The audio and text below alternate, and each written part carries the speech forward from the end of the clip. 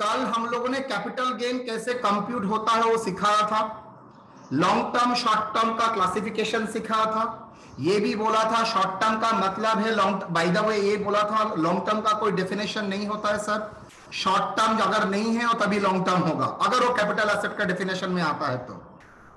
ना short term कैसे होता है सर, फंडामेंटल रूल है 36 मंथ्स, लेकिन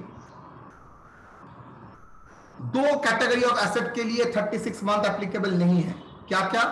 नंबर वन दैट इज आपका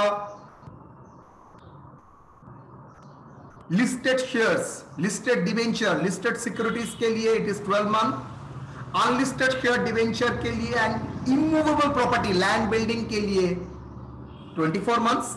ये दो छोड़ के बाकी सब 36 मंथ। अब long term and short term asset का कैपिटल गेन कैलकुलेशन करना सिखाया, दोनों ही फॉर्मेट सेम ही है, इनकम से गेन एक्सपेंसेस माइनस करो, लेकिन ये करने के टाइम लॉन्ग टर्म में आपको कॉस्ट ऑफ एक्विजिशन का इंडेक्सेशन का बेनिफिट मिलता है जो शॉर्ट टर्म में आपको नहीं मिलता है। इंप्रूवमेंट मतलब एडिशन, कुछ इंडेक्सेशन बेनिफिट मिलता है लॉन्ग टर्म में, शॉर्ट टर्म में कोई इंडेक्सेशन बेनिफिट नहीं मिलता है।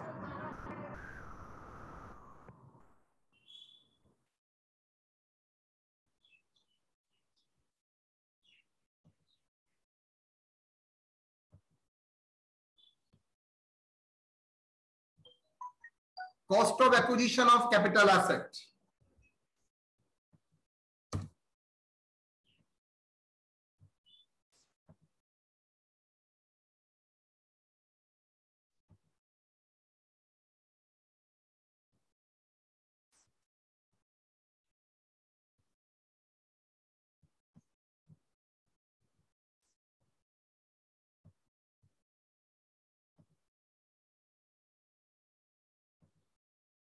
ठीक है,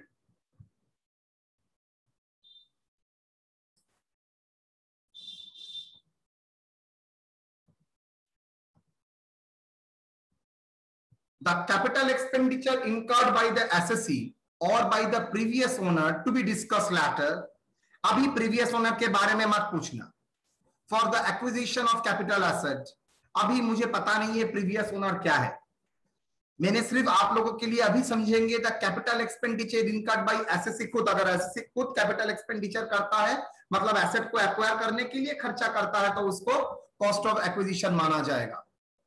यहां पर दो कैटेगरी होगा, अगर एसेट एक्वायर होता है 1/4/2000 से बाद, आई रिपीट, अगर एसेट एक्वायर होता है अब 1/4/2000 के बाद तो cost of acquisition is the actual cost of the asset, or index cost of acquisition is the cost of asset into CII in the year of transfer divided by CII in the year of acquisition. If capital asset acquired before 1/4/2001, I repeat, if the capital asset acquired before 1/4/2001, मतलब 1/4/2001 date से पहले अगर खरीदता है तो fair value, the cost of acquisition is the higher of the fair value of the asset on 1/4/2001 and actual cost of the asset, दोनों में जो हायर है वही होगा। इंडेक्स कॉस्ट ऑफ एक्विजिशन क्या होगा, जो कॉस्ट ऑफ एक्विजिशन निकलेगा into CII in the year of sale or transfer divided by CII in the base year of indexation, that is 2001-2002 100। आप लोगों के दिमाग में एक बात आएगा, why 1/4/2001, मैं आप लोगों को थोड़ी देर बाद में बताऊंगा, अभी नहीं। Cost of improvement, the capital expenditure incurred by the assessee or by the previous owner, बाद में डिस्कस करूंगा, फॉर द एडिशन और alteration of the capital assets. मतलब मेरा दो तला था उसको मैंने 3 तला किया, ऐसा कोई expenditure. If improvement of expenditure incurred after 1/4/2001, अगर 1/4/2001 के बाद होता है, the cost of improvement is the actual cost of improvement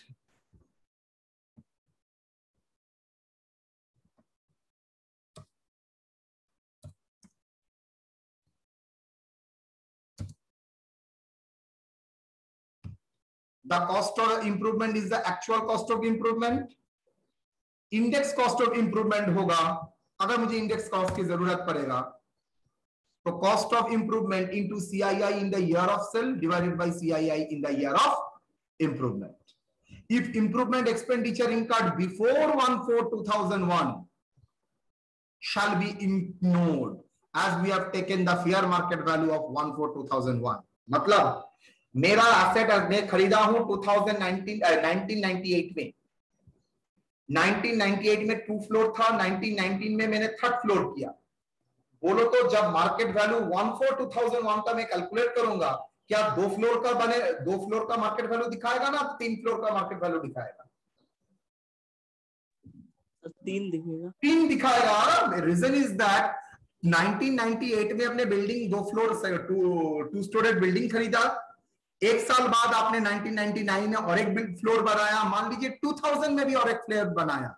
जब मैं 1/4/2001 में इसका मार्केट वैल्यूएशन निकालूंगा, क्या 2 फ्लोर का, 1 फ्लोर का और 1 फ्लोर का अलग अलग देगा ना? पूरा बिल्डिंग 4 स्टोरेज बिल्डिंग का वैल्यू देगा. सब बिल्डिंग वैल्यू देगा, पूरा बिल्डिंग वैल्यू देगा. तो जो इंप्रूवमेंट कॉस्ट 1/4/2001 से पहले हो रहा है उसका लेने का तो कोई मतलब ही नहीं है. तो इसलिए उसको हम लोग इग्नोर करते हैं. अब आ जाते हैं मेन एरिया. सर ये CII हम लोगों को क्या याद रखना पड़ेगा पूरा टेबल? नो, एकदम नहीं. लेकिन 2 जगह आपको याद रखना पड़ेगा.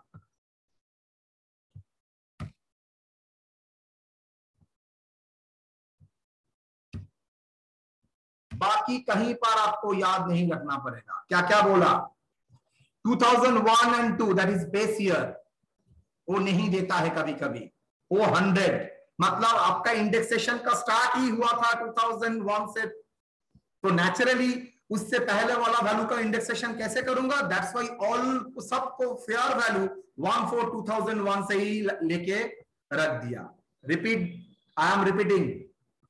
मेरा इंडेक्सेशन बेनिफिट स्टार्ट होता है 2001-2 से. जो एसेट मेरा 1995 में खरीदा है उसको कैसे इंडेक्सेशन में 2001 से करूंगा? बिकॉज मेरा तो वैल्यू 1995 में है, उसका वैल्यूएशन कैसे होगा? तब सिंस इंडेक्सेशन 2001 से अवेलेबल है तो आपको क्या करना पड़ेगा? आपको पूरा वैल्यू को 1/4/2001 के लेवल में लाना पड़ेगा. कैसे 1/4/2001 के लेवल में लाऊंगा? सिंपल इंडेक्सेशन बेनिफिट करके, सिंपल इंडेक्सेशन लगा के. वो इंडेक्सेशन फेयर मार्केट वैल्यू का तरीका है, आप लोगों को सोचने का जरूरत नहीं है. एक्सपर्ट वैल्यूअर बैठा है, वो वैल्यू करके देगा आपका प्रॉपर्टी का 1/4/2001 में कितना वैल्यू होगा. तो 1/4/2001 का जो वैल्यू है वही आपका फेयर मार्केट वैल्यू है. अब आप इंडेक्सेशन उसी डेट के बेसिस में इस्तेमाल करेंगे. सो 2001 and 2 के बेसिस में we will do the problem. Last indexation है आपका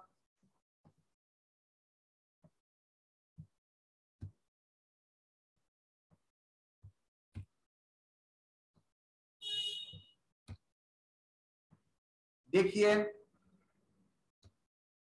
सिर्फ लास्ट को याद रखिए 301 2021 बिकॉज वो करंट ईयर का है 2021 301.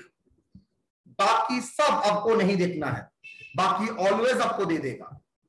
ठीक है, यहां तक कोई डाउट है तो क्लियर कीजिए, बिकॉज मैं इसके बाद इलस्ट्रेशन में जाऊंगा. यहां का मैटर कैलकुलेट कीजिए, क्लियर कीजिए. That is short term, that is long term. कोई है तो मैटर क्लियर कीजिए.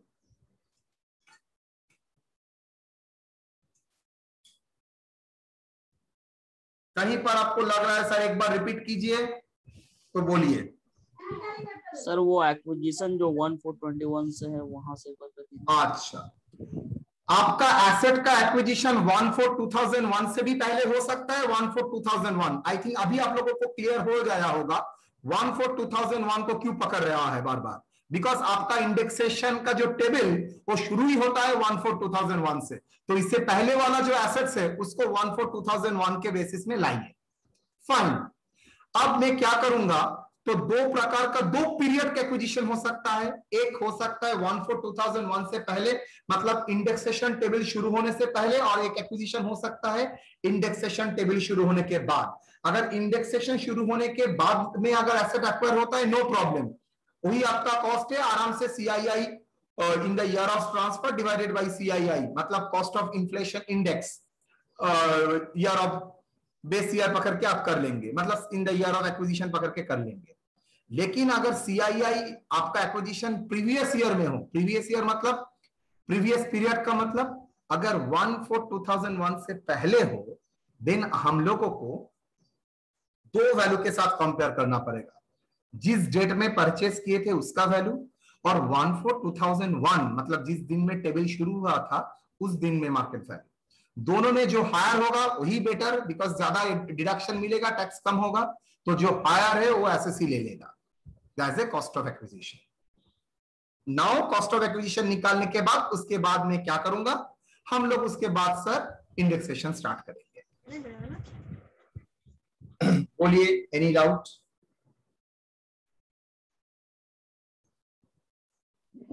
सर इंडेक्सेशन तो सिर्फ लॉन्ग टर्म कैपिटल गेन में ही करेंगे ना? ओनली इंडेक्सेशन बेनिफिट मिलता है लॉन्ग टर्म कैपिटल गेन के लिए, शॉर्ट टर्म में कोई इंडेक्सेशन नहीं मिलता है, ओनली लॉन्ग टर्म के लिए है, शॉर्ट टर्म के लिए कोई इंडेक्सेशन बेनिफिट नहीं मिलता है।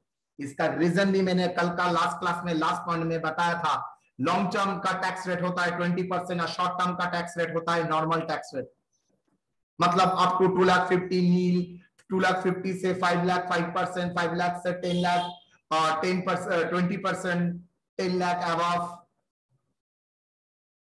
30%, that is a normal slab rate applicable। लेकिन लॉन्ग टर्म के लिए स्ट्रेट वे में नो स्लैब 20%। ठीक है, तो आप लोग अगर परमिशन देते हैं तो शुरू करते हैं इलस्ट्रेशन। पंकज? Yes sir. चलो, mister Amit, purchase a 1-story building on 2016 for ₹10 lakhs. Construction of the additional floor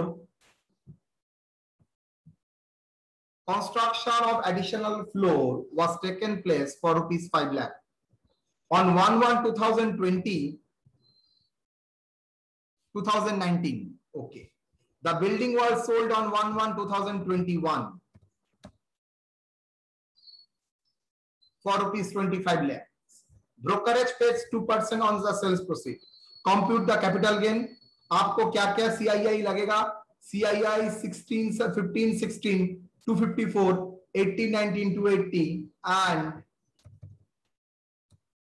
20/21 301। चलिए पहले बोलिए तो हम प्रॉब्लम को पहले पढ़िए, उसके बाद सॉल्यूशन।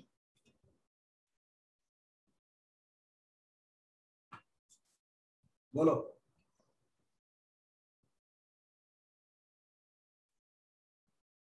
इसके बाद सॉल्यूशन पढ़ियो तो।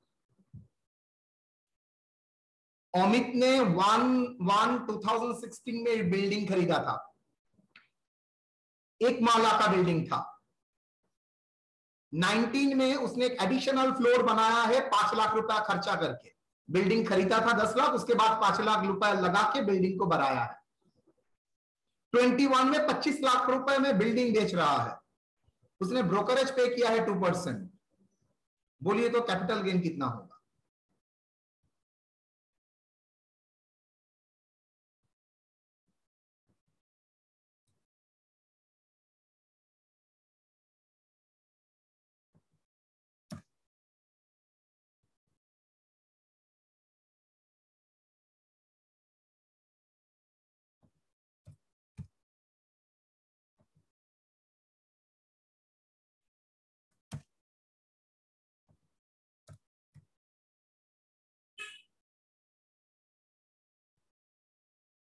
बोलिए, करे प्रॉब्लम? Yes sir. चलिए solution. First, date of purchasing building is 1/1/2016 and date of sale is 2021, तो बोलिए तो पीरियड ऑफ होल्डिंग क्या होगा? Long term. लॉन्ग टर्म होगा। 24 मंथ से ज्यादा होगा और नहीं? Yes sir. क्यों 24? सर इमूवेबल प्रॉपर्टी के लिए, अनलिस्टेड शेयर के लिए 24 मंथ्स है, यस और नो? Yes sir. तो मोर देन 24 मंथ्स तो ऑटोमेटिकली आ गया। So the capital asset is a long-term capital asset. Yes or no? Yes sir. Done. Computation of capital gain of Mr. Amit for the previous year 2020, 21, assessment year 21, 22. चलिए, sales consideration 25 lakh, expenses on transfer, that is brokerage 5%, 2% on 25 lakh, that is 50,000. Net consideration 24 lakh 50,000. Less index cost of acquisition होगा, yes or no? Because sir क्यों होगा? Long term है. Cost of acquisition into CII in the year of transfer 2021 divided by CII in the year of acquisition, that is 15-16. Why 15-16? Date of acquisition है 1/1/2016. इसका मतलब है 15-16 previous year में आता है. तो 2018-19 divided by 254, 289 divided by 254. Calculate करके देखिए. I think 11,37,790 आया है. Okay? बोल रहे हैं CII in the year of sir 2020-2021 लिखे हैं ना, तो उसका 301 होगा ना सर? ठीक पकड़ा है. बोल क्या होगा? बंद कराएंगे ना कौन है सर? इतना तुम बताओ कौन है? लास्ट में डबल 1 है, फिर वो 2 1 है। रोल नंबर हाँ, रोल नंबर 4 एज यूजुअल. हर जगह में एक रहता है. बाप रे बाप. बोलो कितना होगा सर? 10 लाख कैलकुलेट करो इनटू 301. 18,504। सॉरी, 1,18,504। उल्टा बोल रहा है, उल्टा पुल्टा 100%. Sir 11,85,000। Yes sir, 11 lakh. 11,55,000. 85 sir. 85,000 39 agree? Sir 40 करते ना इसको ना. अच्छा 40 नहीं सर, पॉइंट है। Less index cost of improvement.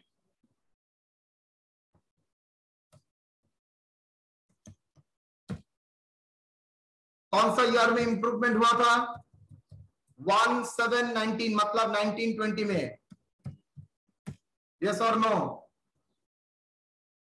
तो 2021 में इंडेक्सेशन है 301 और 1980 का इंडेक्सेशन बोल दिया होगा 100% 289.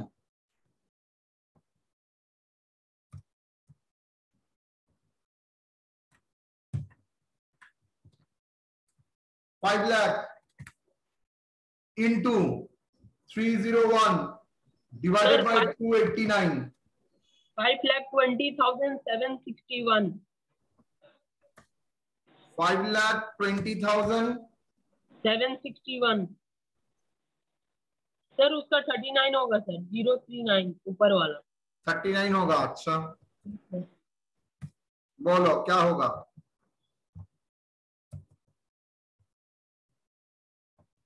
तो long term capital gain 24,50,000 minus 11,85,039 minus 7,200. 7,44,200. That is long term capital gain. Yes or no?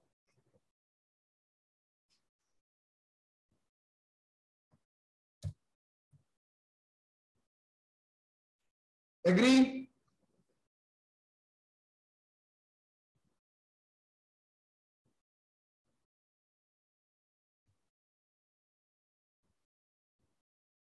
Now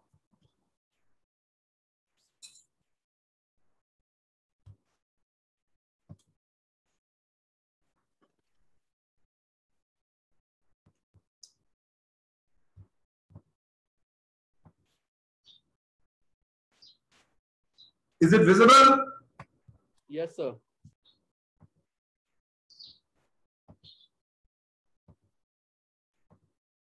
चलिए, date of purchase of building कितना है 1/7/2019, डेट ऑफ सेल कितना है 1/1/2021। बोलो पीरियड ऑफ होल्डिंग क्या होगा?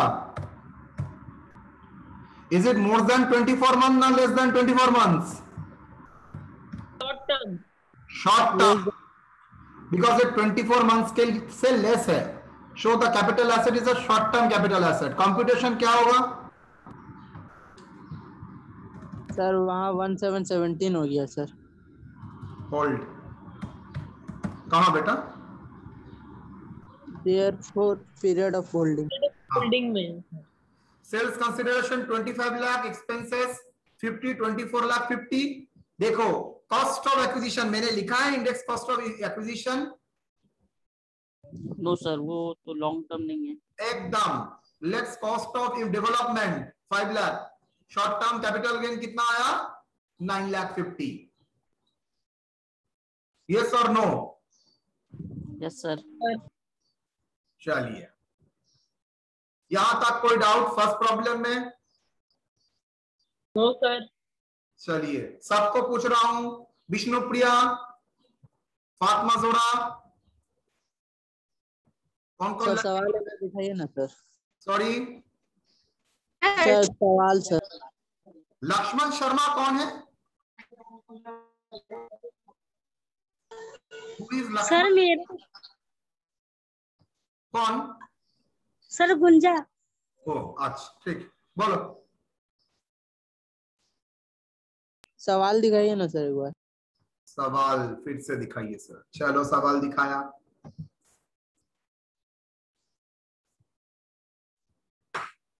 ठीक है सर। ठीक है स्नेहा। शॉर्ट टर्म में इंडेक्स फंड क्यों नहीं लिया था, इंडेक्स कॉस्ट वाला? अरे तो मैंने कल समझाया था, सर ठीक है। लॉन्ग टर्म मतलब it is a long term period. So argument था सर अगर करंट ईयर में सेल ले रहे हैं तो कॉस्ट क्यों बैक ईयर का लेंगे? उसको भी तो करंट ईयर में होना चाहिए था। तब दिमाग लगा के तो चलो कॉस्ट का इंडेक्सेशन करते हैं।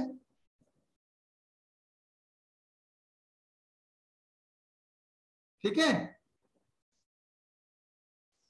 ओके। चलिए नेक्स्ट क्वेश्चन।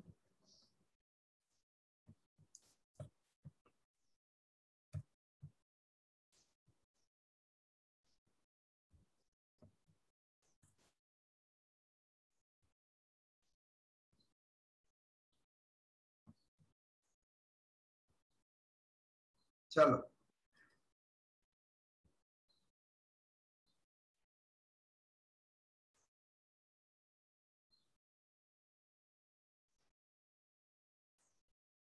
क्वेश्चन दिया है,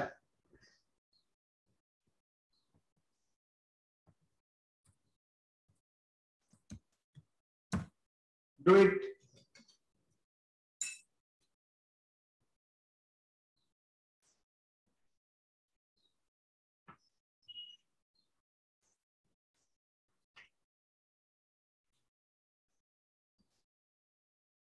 क्या होगा?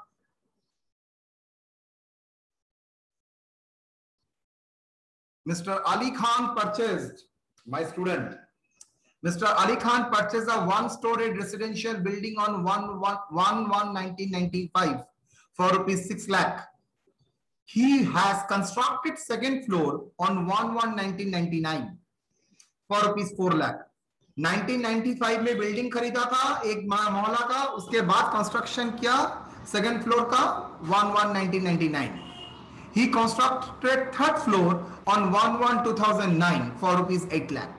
He sold the entire building on 1/1/2021 for rupees 30 lakhs. Expenses on transfer including the brokerage are 1,50,000. Expenses on transfer including the brokerage is rupees 1,50,000. Fair market value of the two-story building as on 1/4/2001 was rupees 12 lakh. Compute the taxable capital gain for the previous year 2021. बोलो तो problem करने से पहले यहां पर क्या क्या point important है, एक्चुअली ये कौन कौन सा एरिया कवर करने के लिए इलस्ट्रेशन दिया गया है,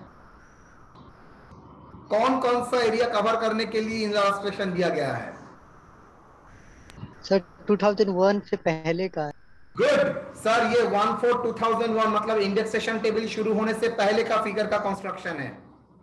इंप्रूवमेंट भी देखिए, दो इंप्रूवमेंट है, एक 14/2001 से पहले और एक बाद में के बाद। Very good, let's start. Date of purchase of building 1/1/1995, it is not from the date of improvement. जब बिल्डिंग खरीदा है, वो चाहे तो एक मोहल्ला का, हाफ मोहल्ला भी होगा तब भी चलेगा। Date of sale of building 1/1/2021, बोलिए तो ये लॉन्ग टर्म ना शॉर्ट टर्म?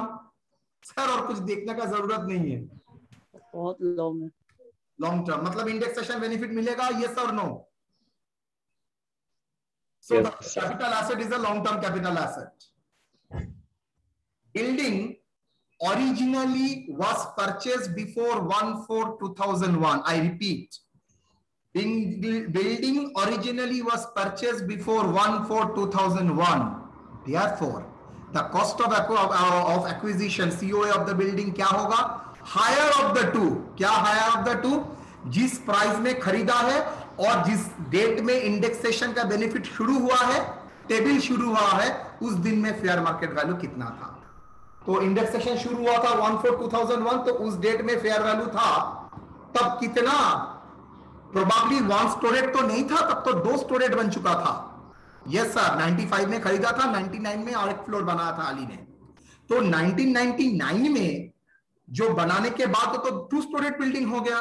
तो 1/4/2001 में मैं क्या चेक करूंगा, एक स्टोरेज बिल्डिंग का फेयर वैल्यू ना 2 स्टोरेज बिल्डिंग का फेयर वैल्यू? सर उस डेट में जो बिल्डिंग था उसका फेयर वैल्यू देखेंगे। मतलब 1/4/2001 में मैं देखूंगा वैल्यू ऑफ द बिल्डिंग कितना है, फेयर मार्केट वैल्यू 12 लाख, और कॉस्ट ऑफ एक्विजिशन ऑन 1/1/95 कितना है?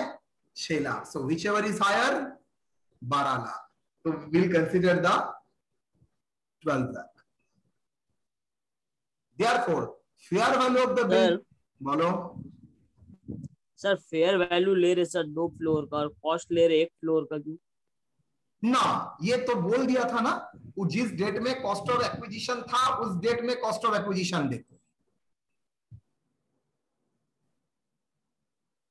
तुम एक काम कर सकते हो, कंस्ट्रक्शन के लिए क्या जरूरत है, चलो 4 lakh cost of acquisition of the property, 4 lakh plus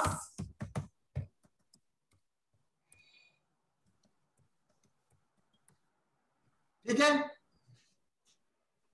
6 lakh plus 4 lakh, दो मिला के cost of acquisition plus cost of improvement, cost of acquisition plus cost of improvement on the property before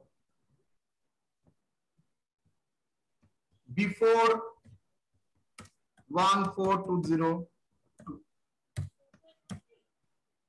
agree? अब तो ठीक है? Yes sir. चलो 10 लाख।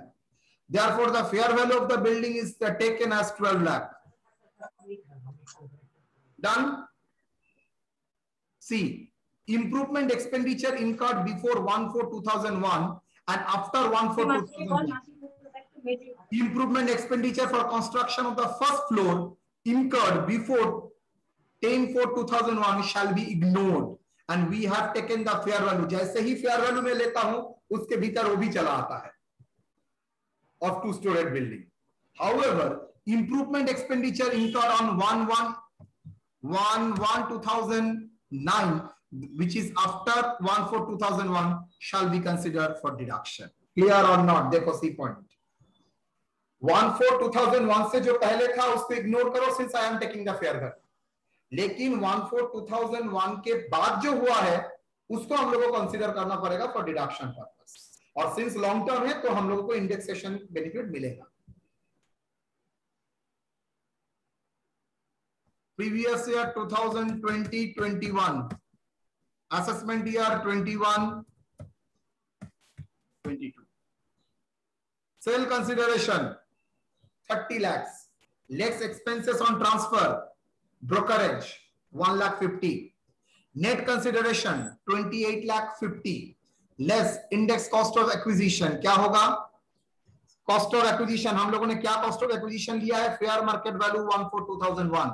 तो ऑब्वियसली 142,001 में मेरा फेयर वैल्यू है 12 लाख इंटू, पंकज बोलेगा सर गलत, 301 डिवाइडेड बाई टेबल जिस दिन शुरू हुआ था उस दिन का ही तो फेयर वैल्यू लिया था, तो उस दिन का वैल्यू है 100, तो 300 बाई 100 कितना होगा? बोलो। Into 3.01, 36 lakh,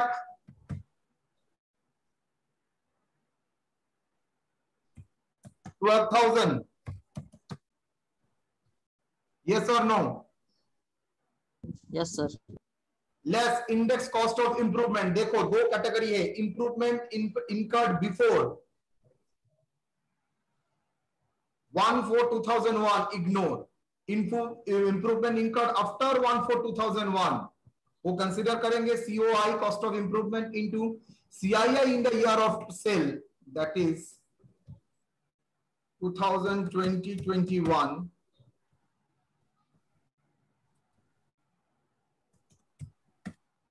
CII in the year of improvement जो 89 में ही हुआ था। तो 89 में इंडेक्सेशन था 137 और यहां पर इंडेक्सेशन हो गया था 301। तो क्या होगा?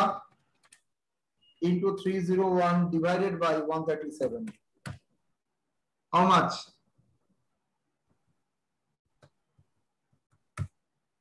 17,57,000।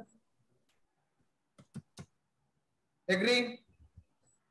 लॉन्ग टर्म कैपिटल गेन तो नहीं आएगा, लॉन्ग टर्म कैपिटल लॉस आएगा। 28,50,000 minus 36,12,000 minus 17,57,664, how much? 25,19,664। Clear और नॉट बेटा? Yes sir.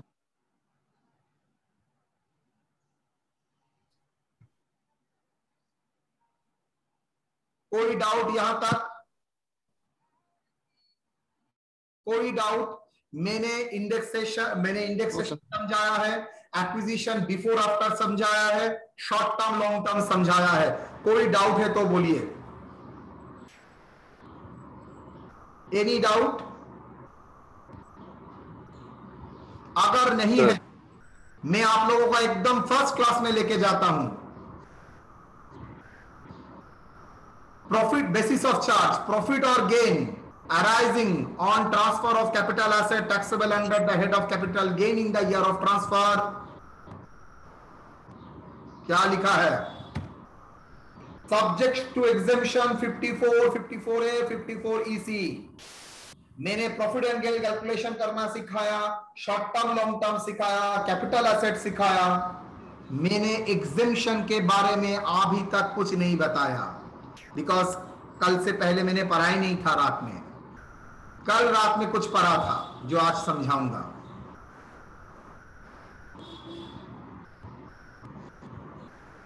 यहां तक कोई डाउट नहीं है तो मैं सबसे पूछ रहा हूं सर। कोई डाउट? सर बोलो। सर उसका बी नंबर पॉइंट सर एक बार समझाइए था सर। बी नंबर सर, ये वाला? Yes sir. B number point पर। ए नंबर पॉइंट में क्या है सर? ए नंबर पॉइंट में शॉर्ट टर्म होगा ना लॉन्ग टर्म होगा। बी नंबर पॉइंट है कॉस्ट ऑफ एक्विजिशन क्या होगा।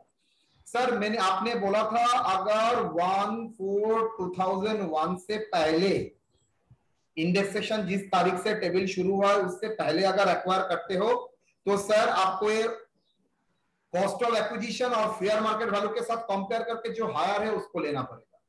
लेकिन वही एसेट अगर 1/4/2001 के बाद सर अगर आप खरीदते हो तो जो कॉस्ट ऑफ एक्विजिशन है वही लेंगे, मतलब कोई ऑप्शन नहीं है। तो यहां पर कॉस्ट ऑफ एक्विजिशन और कॉस्ट ऑफ इंप्रूवमेंट क्या है? दो मिला के 6 लाख एंड 4 लाख है, तो that is equal to 10 lakh. यही आपका cost of acquisition and cost of improvement मिला के 2 स्टोरेज बिल्डिंग का फेयर मार्केट वैल्यू है 10 लाख और फेयर मार्केट वैल्यू है 1/4/2001 में 12 लाख और कॉस्ट 2 बिल्डिंग बनाने का कॉस्ट एसएससी ने कितना खर्चा किया है, बिल्डिंग खरीदने का खर्चा 6 लाख और बनाने का एडिशनल करने का खर्चा 4 लाख, टोटल 10 लाख। तो 10 लाख और 12 लाख में which one is higher? 12 lakh. That's why मैंने fair value of the building is taken as a cost of consideration, cost of acquisition. Okay sir. Okay yes sir. हाँ सर जो सेकंड में सर हम लोग 2 ऐड किए, कॉस्ट ऑफ इम्प्रूवमेंट ऐड करने से अगर पहले से ज्यादा हो जाएगा तो इसको लेंगे सर। देखिए ऐसा सहमत तो आना चाहिए नहीं, अगर तब भी आ जाते हैं तो हायर वाला ही नेट लेंगे। Okay sir. चलो एग्जेम्पशन अंडर सेक्शन 54 ध्यान से देखो, बहुत काम का एग्जेम्पशन। एक रेसिडेंशियल हाउस बेच के दूसरा रेसिडेंशियल हाउस खरीदना, ये कॉमन मैटर है। ताज आज मेटिया ब्रुज में है, ताज खुद का घर है ना किराए में रहते हो? सर खुद का है। बाबा रे पैसा वाला हो तो खुद का घर पर ताज बहुत बड़ा नौकरी करने के बाद ताज को लगेगा नहीं मैं यहाँ पर नहीं रहूंगा, मैं सर के पास रहूंगा। तो सर के पास रहने के लिए ताज को गुड़ियाहाट में रहना पड़ेगा, तो गुड़ियाहाट कौशबा में मैं रहता हूँ, तो ताज जादवपुर एरिया में मैं रहता हूँ। तो ताज डिसाइड किया नहीं मैं सर के पास रहूंगा, सर से बात करूंगा। तो फाइन, ताज ने क्या किया, वो बिल्डिंग बेच के गुड़ियाहाट का मेरे घर के सामने फ्लैट खरीदा। तो बोलो तो मेटिया ब्रुज एरिया में जब फ्लैट बेचा है उससे भी तो गेन आया है, उसके बाद यहां पर फ्लैट खरीदा है तो कुछ एग्जेम्पशन मिलेगा? बोला है एग्जेम्पशन मिलेगा। देखो क्या बोला है, condition long term capital gain from the transfer of residential house property. I repeat, long term capital gain from the transfer of residential house property, मतलब खुद का रहने वाला घर लॉन्ग टर्म होना चाहिए जो बेच रहे हो। आई रिपीट, आपका कैपिटल एसेट का नाम होगा रेसिडेंशियल हाउस प्रॉपर्टी और वो लॉन्ग टर्म होना चाहिए जो सेल कर रहे हो, नंबर 1। नंबर 2, उसी पैसा लगा के एक दूसरा हाउस बना रहे हो और खरीद रहे हो, construction of the new house और परचेज ऑफ फ्लैट। सी, कितना टाइम लिमिट के भीतर ये बनाना पड़ेगा? अगर परचेस करते हो तो 1 साल, मतलब जिस डेट में ट्रांसफर हुआ है उससे 1 साल पहले भी खरीद सकते हो, उसके 2 साल बाद, मतलब जिस दिन में ट्रांसफर हुआ है उसका 2 साल के भीतर खरीद सकते हो और उसका 1 साल पहले खरीद सकते हो।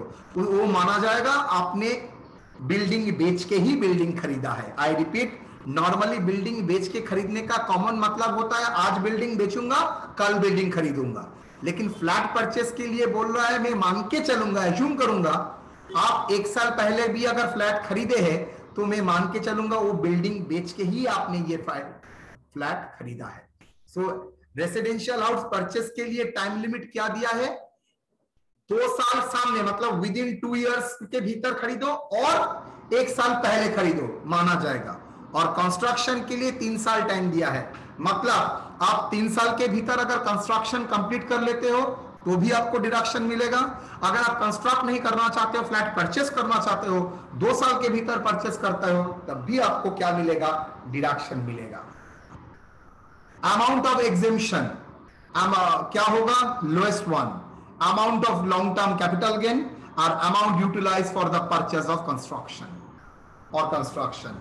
तो इसको ही बोलते हैं सेक्शन 54 का एग्जेम्पशन। आई रिपीट, 54 का एग्जेम्पशन बोलता है आपका एक रेसिडेंशियल लॉन्ग टर्म हाउस है, उसको रेसिडेंशियल हाउस बेच के आप दूसरा कोई फ्लैट खरीदते हो और कोई बिल्डिंग बनाते हो। टाइम लिमिट क्या है? फ्लैट खरीदते हो तो 2 साल के भीतर, हाँ 1 साल पहले भी खरीदते हो तो अलाउड माना जाएगा, आप बिल्डिंग बेच के ही बिल्डिंग परचेस कर रहे हो। और कंस्ट्रक्शन के लिए पीछे क्या किया है नहीं देखना है, सिर्फ सामने 3 साल के भीतर कंप्लीट करना है। चलिए बेस्ड ऑन दैट एक illustration. Mr. Rahul sold his residential flat on 2001 at Khidirpur area for rupees 40 lakhs. The building was purchased on 2015 for rupees 10 lakh. Expenses on transfer 2% on sales proceed. He purchased a new residential house at Hajra for rupees 25 lakh on 1/4/2021. Compute the taxable capital gain. मजे की बात देखिए, मजे की बात, अभी तक हम लोगों ने कैपिटल गेन किया है, अब मैं कैलकुलेट करूंगा टैक्सेबल कैपिटल गेन, मतलब एग्जेम्पशन माइनस करने के बाद। चलिए basic point normal. A, date of purchase of building 1/4/2015 और date of sale of building 21, period of holding 15 से 21, obviously sir more than 24 month से लॉन्ग टर्म, तो इंडेक्सेशन बेनिफिट मिलेगा। दूसरा, Rahul sold a residential house at Khidirpur area and purchase a new residential at Hazra area within the 2 years, because building के लिए 2 साल time दिया था, 2 साल के भीतर आप परचेस कर लेंगे, hence it is eligible for exemption 54। ये लाइन लिखना ही पड़ेगा, नहीं तो नंबर नहीं देगा। आपने बगल वाले को देख के लेस एग्जम्पशन 54 लिख दिया, एटलीस्ट मैं तो नंबर नहीं दे सकता, आपको लिखना पड़ेगा why you are claiming 54 exemption, because I am selling the long term residential flat property. Now in exchange of selling, I am purchasing another flat within that 2 years, or if I am constructing within the 3 years, that's why I am claiming the exemption under section 54. So sales consideration 40 lakhs, expenses on transfer 80,000, net consideration 39,20,000. Indexation मिलेगा because long term, yes. Cost of acquisition into CII in the year of sale 2020-21 divided by CI in the year of acquisition. तो year of acquisition था कितना 14-15 और cell था 2021, जहां पर आपका indexation है 301, और जिस दिन एक्वायर किया था उस दिन 240, तो क्या वैल्यू आएगा कैलकुलेट करके बोलो।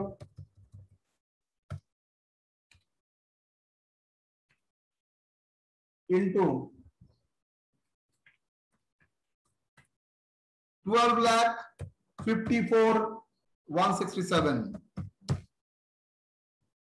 So long term capital gain कितना आएगा sir? Long term capital gain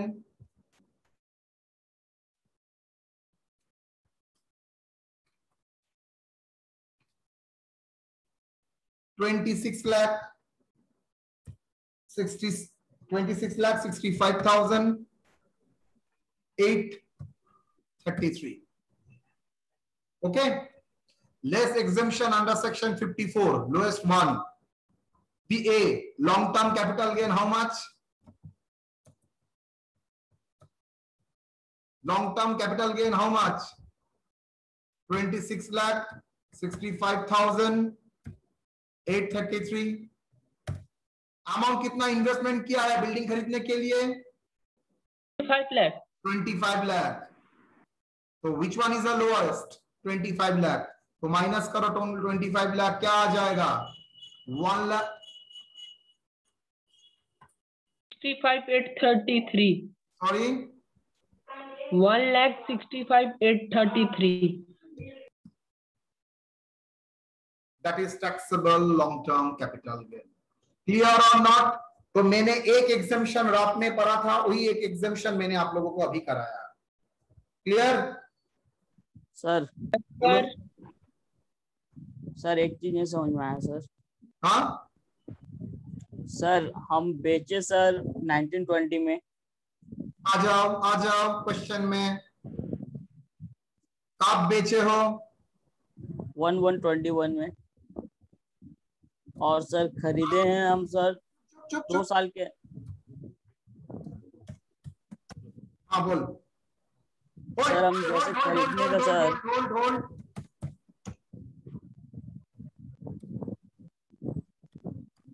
अब बोल सर 2 साल का टाइम पीरियड है ना कि 2 साल में कहीं भी इन्वेस्ट करना है कर सकते हो। तो सर सोच लीजिए हम 1920 में सेल किए हैं और हमको जो गेन हुआ सर हम 1920 के एंड में उसको हम सर टैक्स दे दिए उस पे। अब 2 साल बाद हम उस पे कैसे बेनिफिट लेंगे सर एग्जेम्पशन?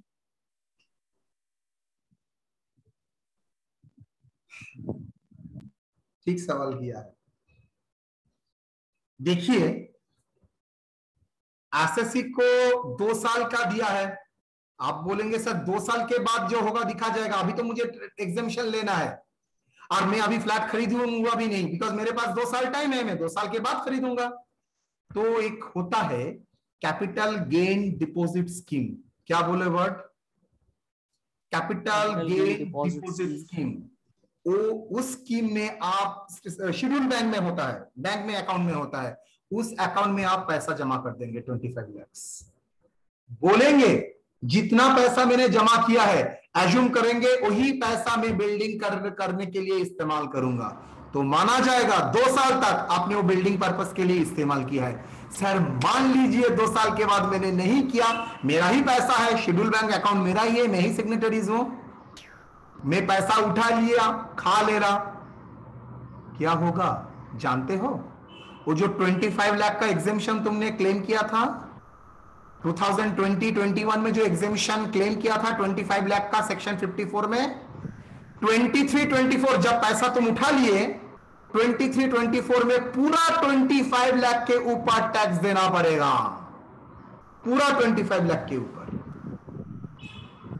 तो इसलिए क्या किया, अभी मैंने फ्लैट खरीदने के लिए अगर with in the return filing में होता है तो झमेला मिट गया, हो गया।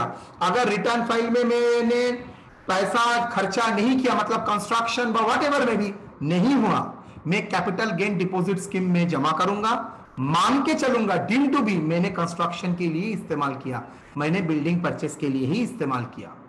लेकिन हाँ 2 साल के भीतर और 3 साल के भीतर अगर कंस्ट्रक्शन कंप्लीट नहीं होता है तो पूरा इनकम उस ईयर में माना जाएगा टैक्सेबल। एकदम क्रिटिकल सवाल लगाया था, वाह वाह, वेरी गुड। क्लियर और नॉट? Yes sir. ठीक ही जा रहे हो, जो सोचा है वही। Done? Agree or not? Yes sir, agree. एकदम। Any doubt? सबको पूछ रहा हूं, एनी डाउट? चलिए